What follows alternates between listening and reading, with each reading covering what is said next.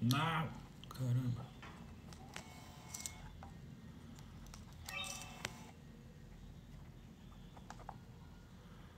Tá gravando? Não.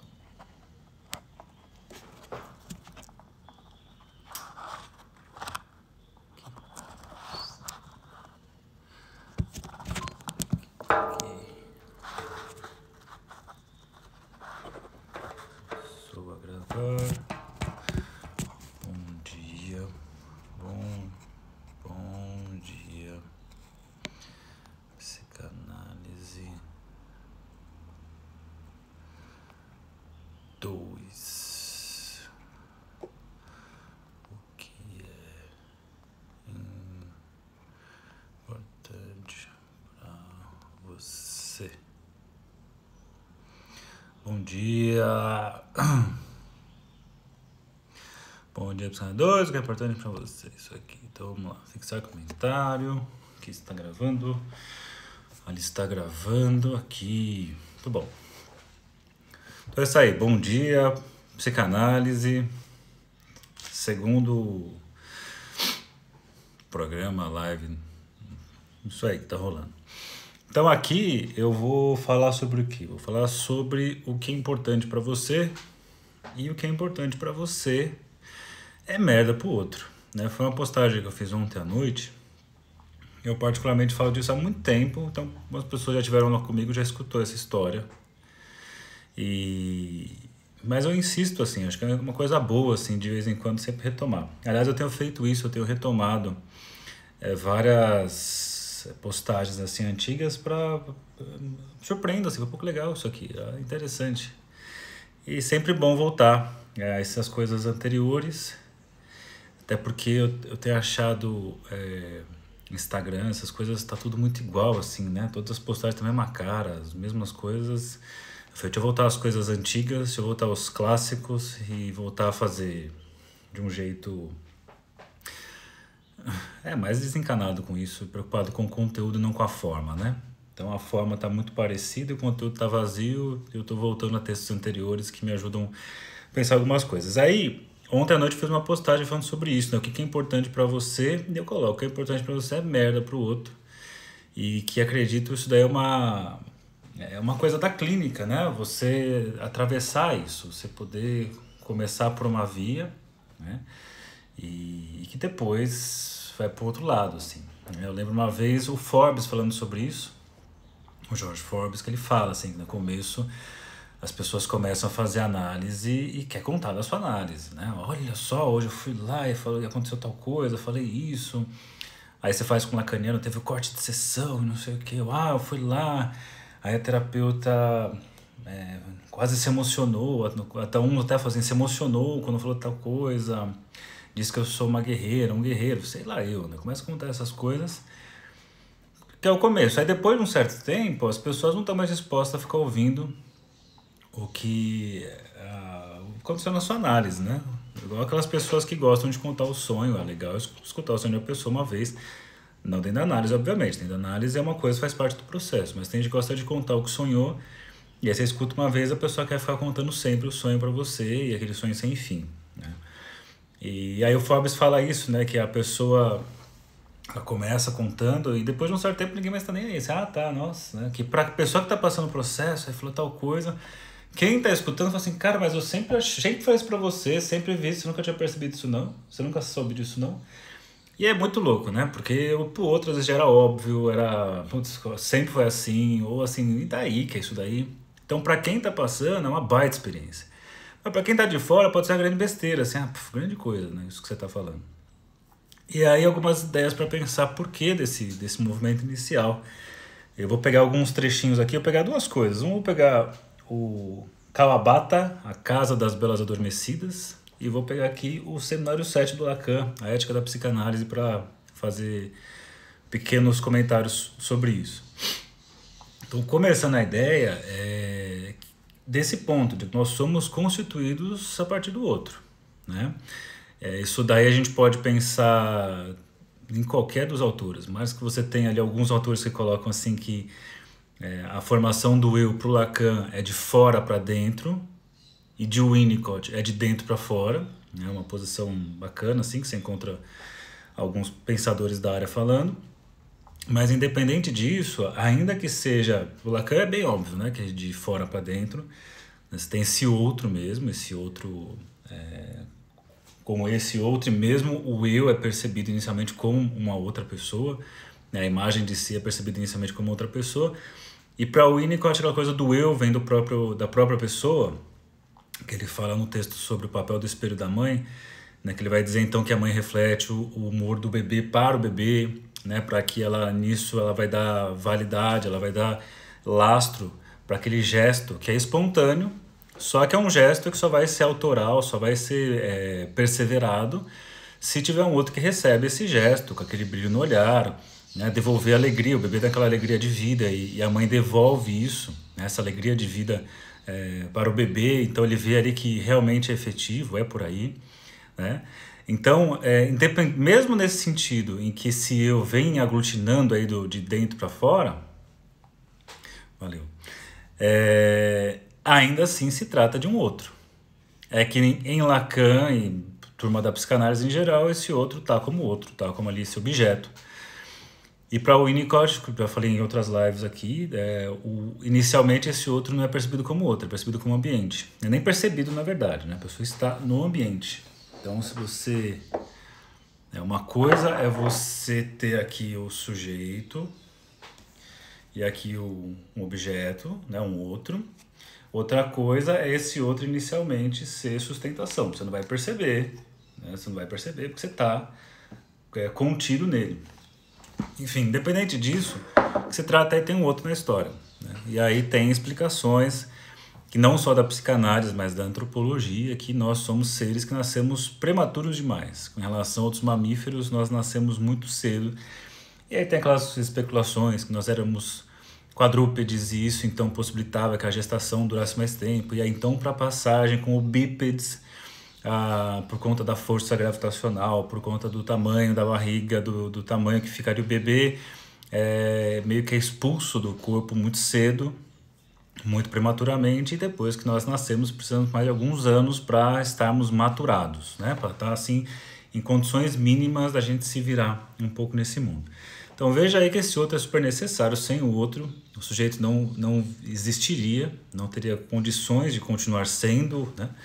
E além disso, aproveitando que foi dessa passagem, né, do quadrúpede para o bípede, você tem aí a mudança também, isso alguns autores falam, sobre o órgão mais estimulado, que seria primeiramente o órgão não, o sentido, inicialmente era o olfato, que depois passa para o olhar, né? Então o olhar traz todos os enganos que vem aí, né, que tem a ver com a questão pulsional e todos os enganos que vão fazer parte aí do nosso dia a dia, que tem tudo a ver com o que é importante para você, é merda para o outro. Então nisso nós somos seres que nos constituímos a partir do outro, nós somos seres que nos constituímos muito para essa via escópica de tomar o outro como nós mesmos e depois, né, de muita experimentação, perceber essa diferenciação, mas isso em outro momento. E por conta dessa questão, né, desse outro que não só ele funciona como uma imagem de uma identificação, é o outro também que autoriza a minha constituição, né, o que diz assim, isso aí, né, ok, que seria aquilo que eu trouxe, né, pensando um pouco no Winnicott, da mãe devolver para o bebê o humor do próprio bebê, e não o próprio humor dela, né, uma mãe depressiva que olha para o seu bebê depressivamente, e o bebê no seu gesto criativo, ali empolgado, cheio de vida no mundo, ele encontra do outro lado um semblante triste que não responde dessa forma, tem alguma coisa errada nisso. Agora, quando isso é possível, quando você tem aí essa motilidade, essa empolgação e a devolução disso, alguma coisa está certo aí, então a gente chama de self verdadeiro, moedinhas de self verdadeiro foram colocadas, né, a coisa funciona bem. Então sempre buscando validação, você vai ter autores que vão falar sobre isso, que nem sempre essa validação acontece. Normalmente a gente pensa assim, né, para Freud, para Lacan, isso daí tá dado, né, o narcisismo é uma coisa que vai rolar. E que isso tem a ver com Édipo, tem a ver com funcionar como ser objeto de desejo de alguém, tem a ver com ser falo de alguém, né? Ser aquilo que falta a alguém. Então a gente chega no mundo nessas condições. Se alguém topou cuidar de você, é porque algo faltava para essa pessoa. E isso que faltava para essa pessoa, aquilo que você, quem você era, né? Você nascendo, você de alguma forma pôde preencher isso. Você pôde responder a essa falta, você preencheu isso. Ao fazer isso, você funcionou como fala do outro, você funcionou como objeto de desejo do outro.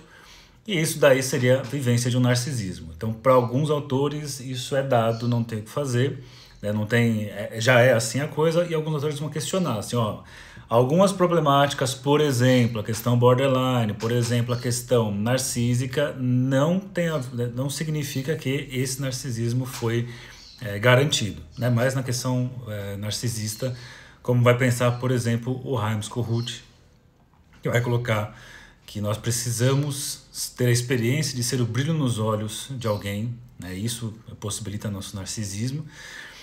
E quando isso não acontece, fica aquelas pessoas no mundo ávidas, desesperadas por olhar, e sempre assim, busca qualquer detalhezinho de desinteresse do outro significa uma aniquilação da própria imagem, da imagem de si, do narcisismo. Então são pessoas, é um narcisismo muito fragilizado, diferente, por exemplo, do Otto Kembeck, que tem a ideia de um narcisista que ele atravessa, assim, né? Aquele narcisista indiferente ao outro.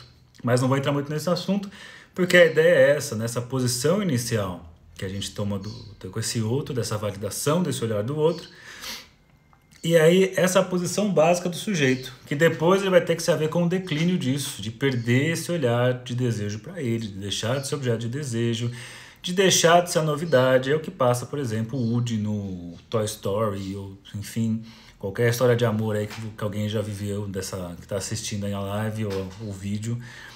Uma coisa é você estar nesse lugar, e outra coisa é perceber que aquela pessoa que te desejava agora deseja uma outra coisa que não você. Isso dói.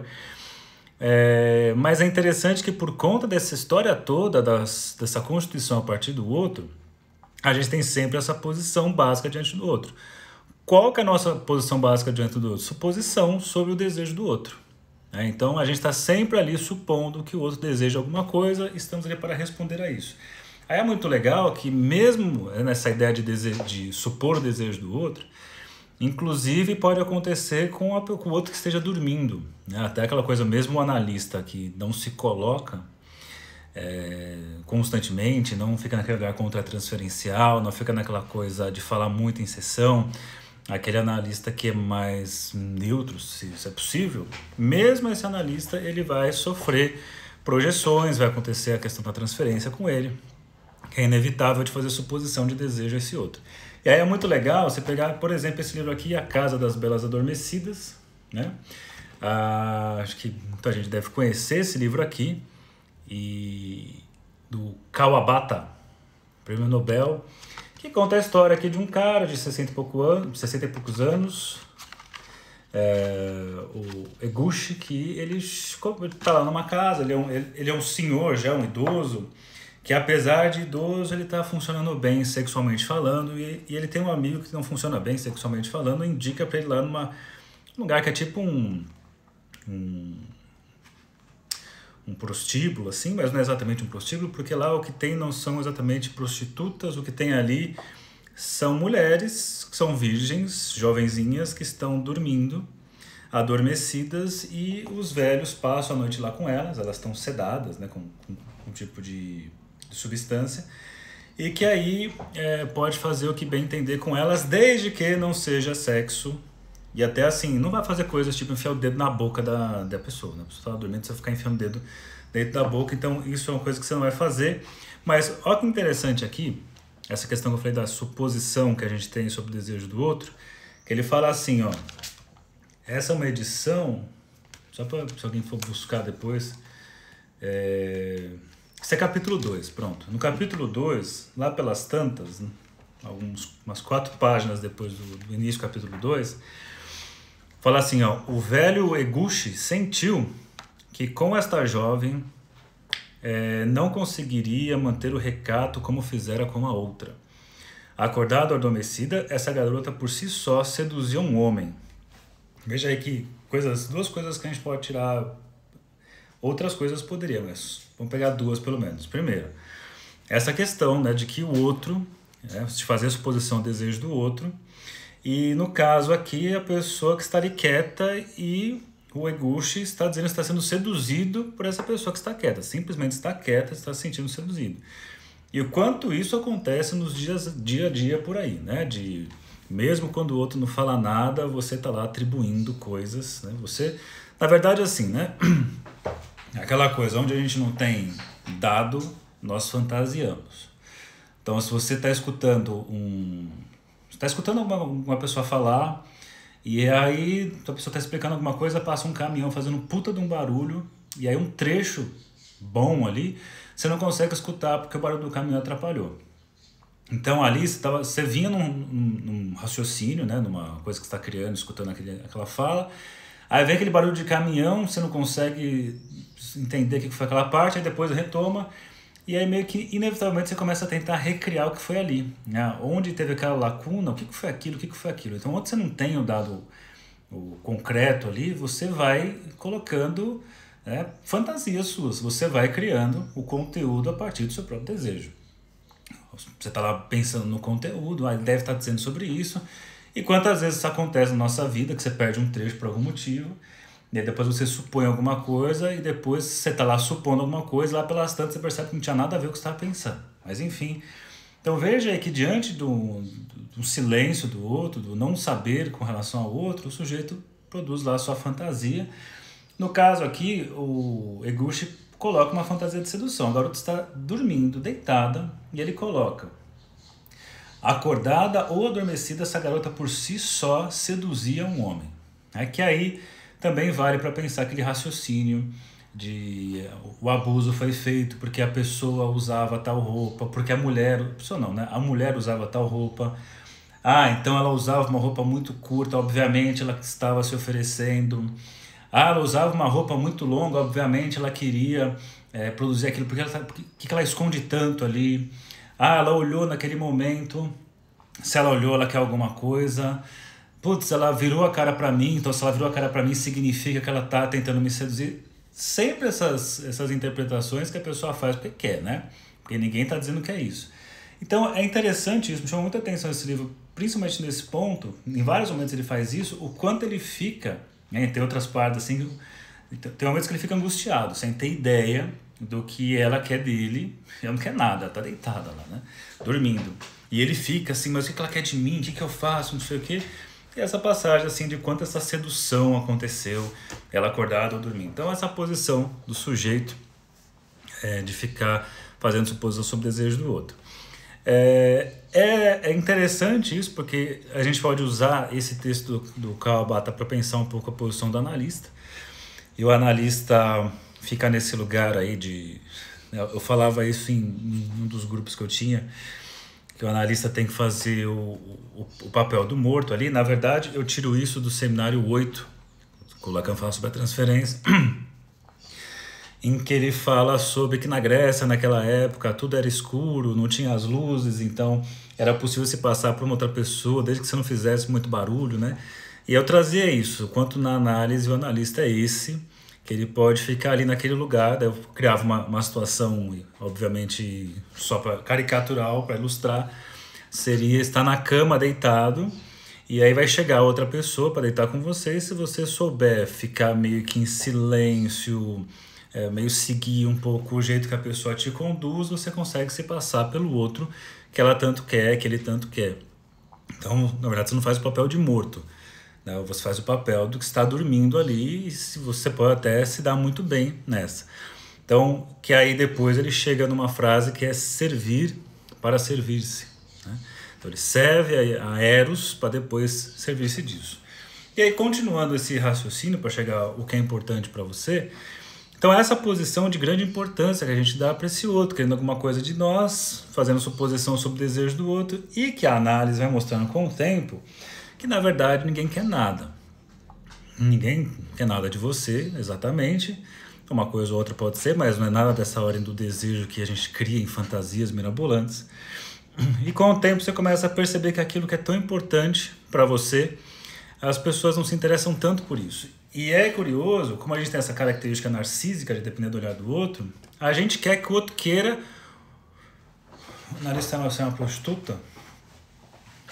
Eu já coloquei que sim, às vezes eu acho que não, né? Mas é a ideia, né? Paga pro outro gozar, mas aí tem gente que fala que não é bem por aí, porque tem uma interrupção, aí tem uma frustração, não sei, depende do tipo de prostituta. Então isso com o tempo, né? O pessoal vai se dando conta, eu estava dizendo sobre isso, essa questão dos olhares, né? O quanto o olhar é uma coisa que a gente precisa e que todo mundo queira junto, né? Quantas vezes, e eu vejo assim, né? Eu vejo meu filho fazendo isso, eu também faço isso, acho que qualquer pessoa faz isso. Você tá fazendo um negócio e é legal quando as outras pessoas curtem o que você tá fazendo também, que é a própria estrutura de você tirar foto do que você tá comendo e postar. É uma coisa completamente inútil, mas você foi lá num restaurante X, tem um prato, tira uma foto, que você quer que as pessoas queiram também comer aquilo que você está comendo, e a coisa passa a ter um gosto até maior, né? Até melhor. E aí você não quer tanto, eu já falei disso em outros lugares, né? Mas o quanto a gente fica precisando disso, de que o outro queira junto. E a análise vai mostrando que no fim das contas não é isso.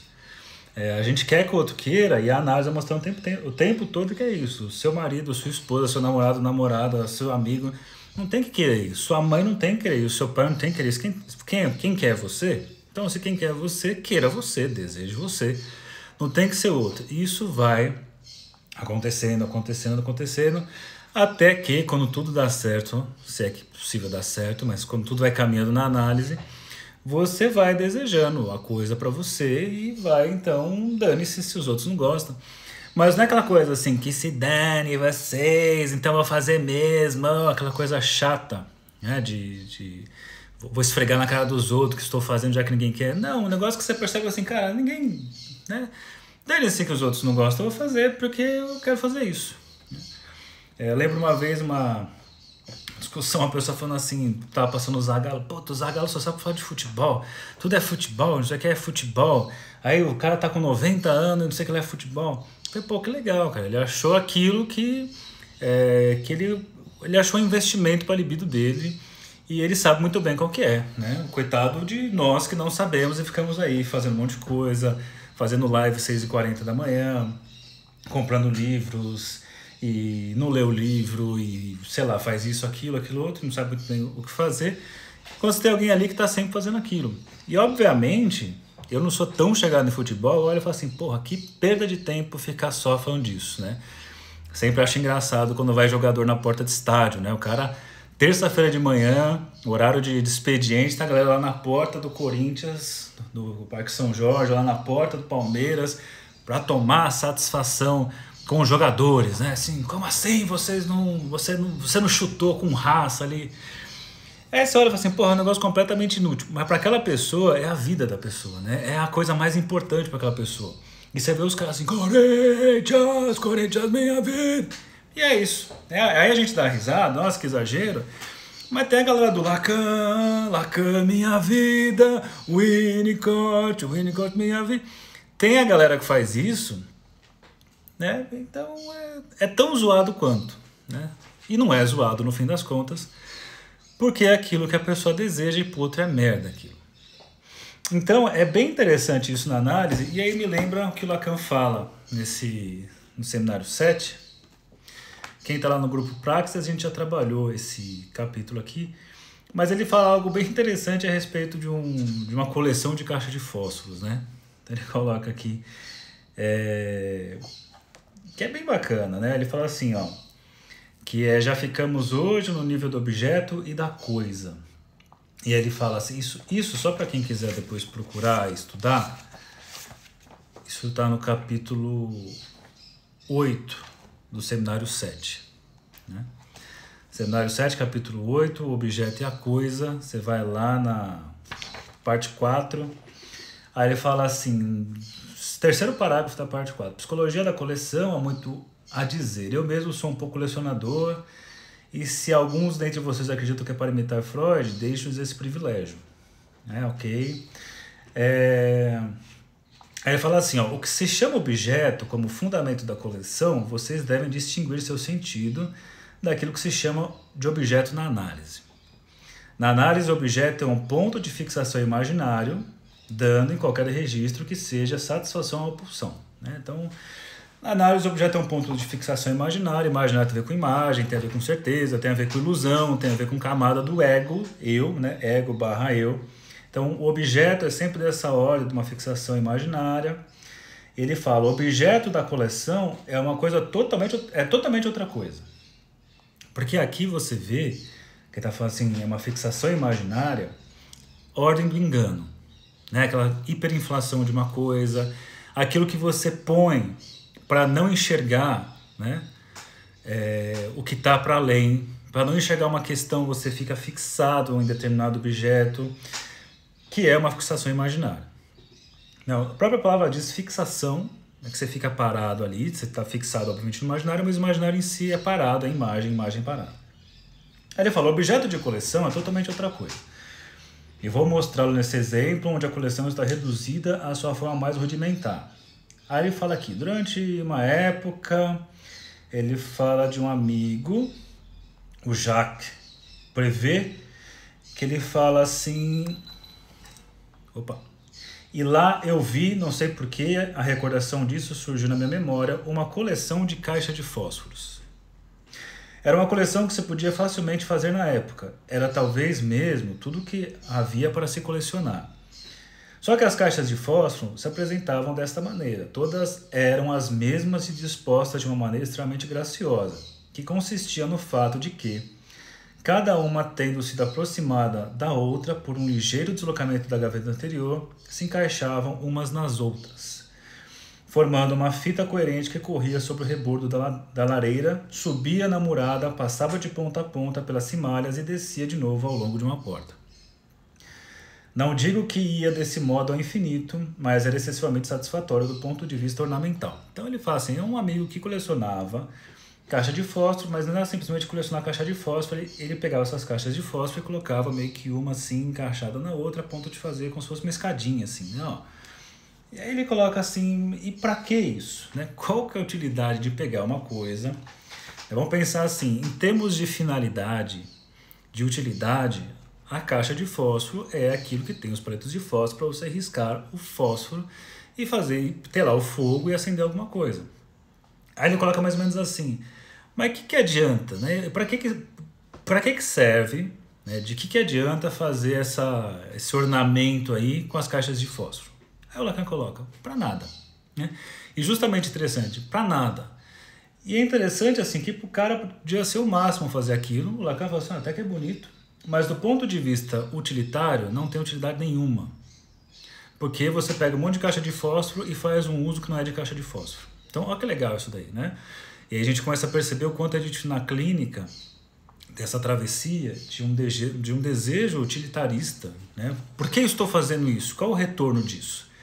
Né? O que isso vai trazer de retorno? Qual é, sei lá, a utilidade desse desejo? Para que eu tenho esse desejo? Você sai dessa coisa e simplesmente assim, faço porque eu quero fazer. Eu faço porque eu quero fazer, é porque é bom, porque eu me sinto bem e ponto final. Diz assim, ó, em outros termos, esse arranjo que manifestava que uma caixa de fósforo não é simplesmente algo com uma certa utilidade, que não é nem mesmo um tipo, no sentido platoniano, a caixa de fósforo abstrata, que a caixa de fósforo sozinha é uma coisa com sua coerência de ser. O caráter completamente gratuito, proliferante e supérfluo, quase absurdo, dessa coleção visava com efeito sua coisidade de caixa de fósforo. O colecionador encontra assim sua razão nesse modo de apreensão que incidia menos na caixa de fósforos do que nessa coisa que subsiste na caixa de fósforos. Então é isso aí, né? A análise é para você chegar na coisa, essa coisa que não tem utilidade exatamente, não tem essa função utilitarista, mas tem algum outro tipo de porquê usar. E diz assim, ó, pois bem, esse pequeno apólogo da revelação da coisa para além do objeto. Então a gente pode pensar que na análise inicialmente a coisa está... Na coisa não, né? É a coisa. A coisa tem a ver com o objeto. Estamos ali falando dos objetos, dos investimentos, e por que eu invisto nesse objeto, naquele outro, que são só, como ele coloca aqui, fixações imaginárias, para depois chegar aqui. A revelação da coisa para além do objeto mostra-lhes uma das formas a mais inocente da sublimação. Talvez vocês possam ver despontar aí com que, meu Deus, a sociedade pode se satisfazer. Se há uma satisfação, pelo menos nesse caso, uma satisfação que não pede nada a ninguém. Então é isso aí. E aí, com o tempo, na análise, sai desse lugar de fixação imaginária das ligações libidinais e entra para essa outra coisa, que é a coisa para além do objeto. Então, por isso que aquilo que é importante para você é merda para o outro, e se isso te ofende, é porque a coisa continua no lugar de fixação imaginária. E quando atravessa para o lugar de coisa, o outro pode achar uma merda e você, sei lá, aduba, já que o outro acha uma merda, a sua coisa. Então é isso aí, gente. Esse foi mais um Bom Dia Psicanálise. Um bom dia para vocês, uma boa terça-feira e até amanhã. Tchau.